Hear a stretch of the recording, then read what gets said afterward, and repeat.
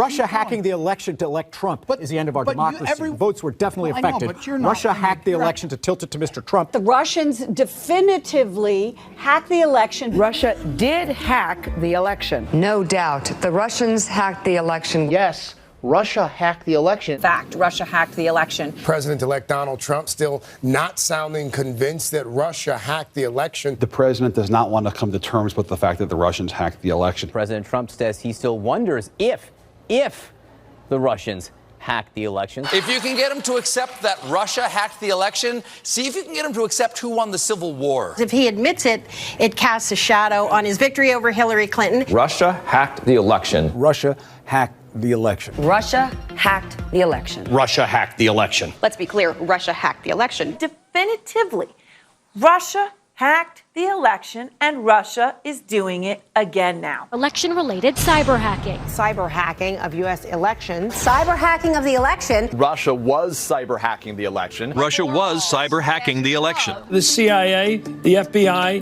NSA. All of these intelligence organizations. 17 intelligence agencies. All conclude that Russia hacked the election. If we find out that Donald Trump just theoretically was colluding with Russia while they were hacking the election, that is completely impeachable. This dossier alleged a conspiracy between the Trump campaign and the Russian effort to hack the election. The director of national intelligence, the head of the National Security Agency, the head of the FBI, all of these intelligence experts saying Russia hacked the election.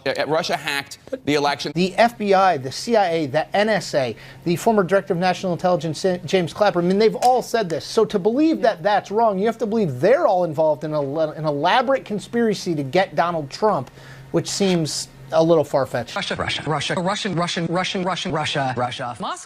Russia, Russian, pro-Russian, Russian, the Russians, Russia, Vladimir Putin. Of whether or not Russia had help, whether they had confederates inside the Trump campaign when they launched this attack. But every day I lead my show, and I think I'm going to be talking about something else. But every day, over the course of the news cycle, a new piece of it falls in place. We're about to find out if the new president of our country is going to do what Russia wants. If the presidency is effectively a Russian op, right? If the American presidency right now is the product of collusion between the Russian intelligence services and an American campaign, I mean, that is so profoundly big. This is not part of American politics. This is not, partisan warfare between Republicans and Democrats. This is international warfare against our country. Rachel, this speech is boring and paranoid. Can you explain why you promoted the Steele? Why did you promote the Steele dossier, which has been proven to be a lie? Why did you promote the lie of Russian bounties? Come on, let's go. Can you ever be held accountable for the lies you told Americans for years and years and years? You lied to Americans for years. The Trump campaign is accusing Twitter and Facebook of censorship after the social media companies blocked the spread of an unverified story about former Vice President Joe Biden's son and a laptop allegedly full of his old emails. It's a story raising concerns about whether it's real or just designed to sow confusion in the final weeks of the election. Experts say it has all the hallmarks of information laundering. This looks like your classic disinformation campaign. Eric O'Neill is a former FBI operative. Steal the information with a cyber attack, get the emails from Hunter Biden's account, and then put them on these laptops that are left at a repair store. And that's how the information is now laundered into the public. Who do you think is behind this? Well, the Russians would be my number one guess. Social media outlets were quick to limit the spread of the story. Twitter briefly suspending the accounts of the Trump campaign and White House press secretary after they tried to share it. Twitter and Facebook have limited the distribution of that Hunter Biden story. And last night, Twitter appeared to suspend the Twitter account of White House press secretary Kayleigh McEnany when she tried to share that story. Damn. You know a story is shady when Facebook is saying, whoa.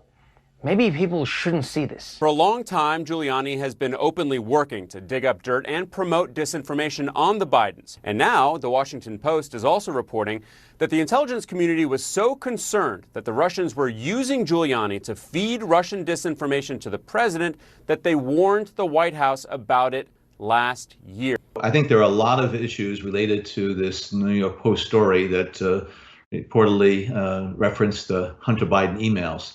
And as I and several of my former colleagues have pointed out publicly, that it does bear the hallmarks of Russian disinformation. Former senior intelligence official tells me that President Trump was warned Giuliani's information was likely Russian disinformation by National Security Advisor Robert O'Brien, CIA Director Gina Haspel, Director of National Intelligence Joe Maguire, White House counsel Pat Cipollone, Attorney General Bill Barr, all told the president not to trust Giuliani, and this was first reported, Judy, by the Washington. The Biden campaign says that this is Russian disinformation. That U.S. spy agencies have gathered intelligence that the president's personal lawyer, Rudy Giuliani, was dealing with alleged Russian intelligence agencies. Last week, Giuliani and former Trump official Steve Bannon provided the New York Post with unverified emails, allegedly linking one of Hunter Biden's Ukrainian partners with a possible meeting with Joe Biden when he was vice president, a meeting the Biden campaign says never took place. Experts say the emails cannot be authenticated. Some may have been altered or are fake. We have no idea whether or not the emails are legitimate, but this whole operation looks right out of the Kremlin playbook. Hack and dump.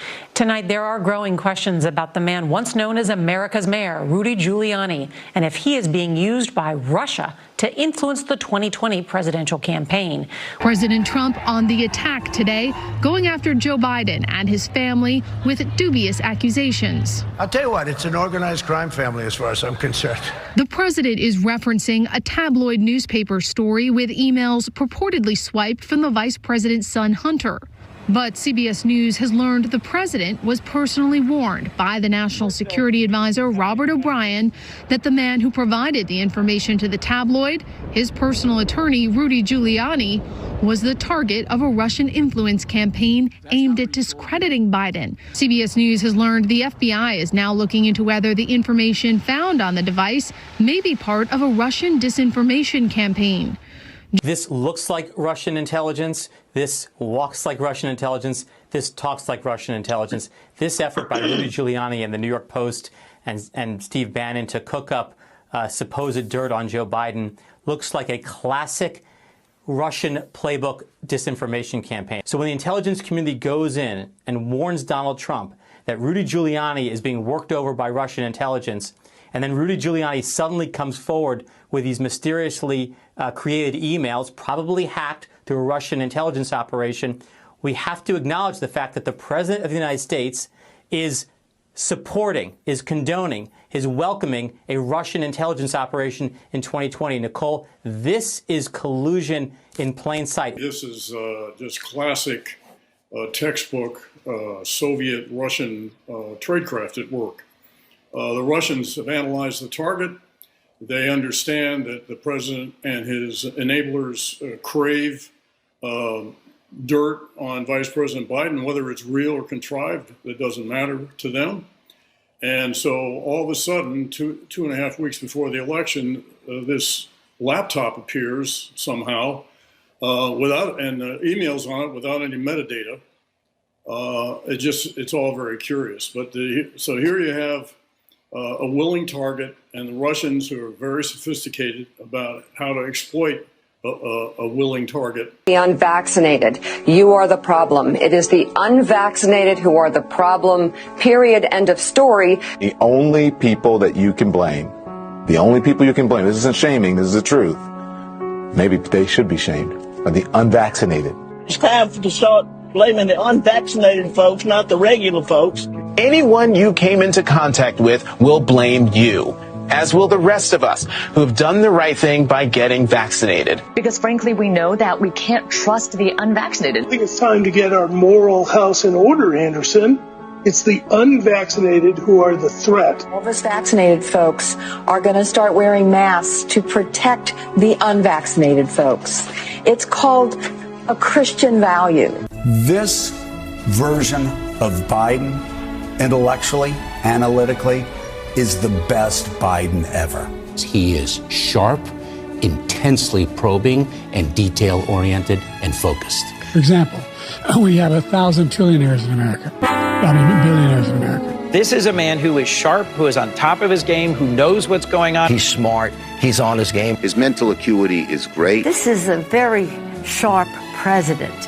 And the people that I've talked to say he's as sharp as a tack. He's fine. They say he's sharp. There's not a problem. He was sharp. He was sharper than anyone I've spoken to. The president is sharp and he is tireless. He is sharp. As sharp as ever. And he's fine. All this right-wing propaganda that his mental acuity has declined is wrong. His brain is good. He's still great. He is sharp in meetings. I believe the people who say that behind closed doors, Joe Biden remains sharp. In meetings, Joe Biden is sharp. He's sharp. He's fit. There is nothing to these challenges, these suggestions that somehow he's not sharp. He's sharp as a tack. Making sure that we're able to make every single solitary person eligible for what I've been able to do with the COVID. With dealing with everything we have to do with. Look, if we finally beat Medicare.